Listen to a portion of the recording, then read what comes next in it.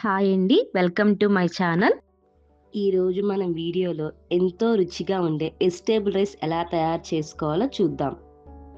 ఈ రైస్ చేయడానికి ఏ వెజిటేబుల్స్ కావాలో చూద్దాం. ముందుగా మనం 20 నిమిషాలు నానపెట్టిన 1 కప్పు బియ్యాన్ని తీసుకోవాలి. సన్నగా కట్ చేసుకున్న బంగాళదుంప, 2 పచ్చిమిర్చి, అల్లం వెల్లుల్లి, క్యారెట్, ఉల్లిపాయ, టమాటా, మిల్ మేకర్ను తీసుకోవాలి.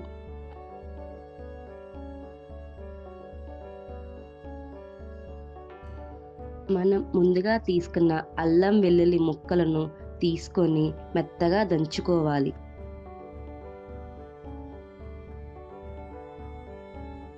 ఇప్పుడు కుక్కర్ని తీసుకొని దాంట్లో కొద్దిగా నూనెను పోసుకోవాలి. నూనె వేడయ్యాక మనం ముందుగా దంచుకున్న అల్లం వెల్లుల్లి వేసి 2 నిమిషాలు బాగా మగ్గనివ్వాలి.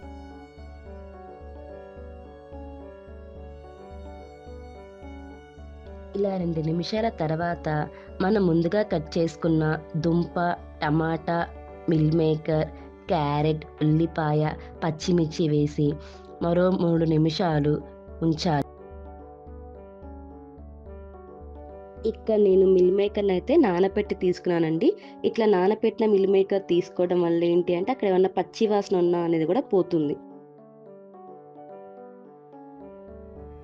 వెజిటేబుల్స్ అన్నీ వేసుకున్న తర్వాత మీడియం ఫ్లేమ్లో ఉంచి కలుపుతూ 2 నిమిషాలు ఫ్రై చేసుకోవాలి.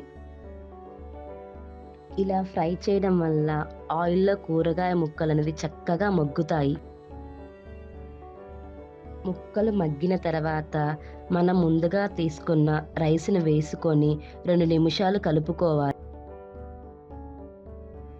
నేను ఇక్కడ 1 కప్పు బియ్యాన్నే తీసుకున్నాను. కుక్కర్లో 1 కప్పు బియ్యానికి 1 కప్పు వాటరే పడతాయి. ఇలా కలుపుకున్న తర్వాత వాటర్ని అయితే పోసుకోవాలి.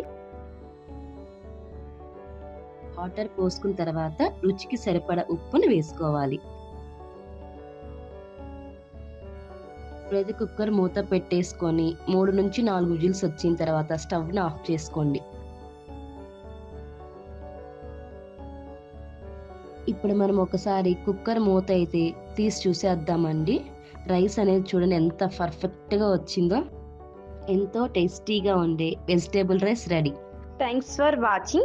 Please subscribe my channel.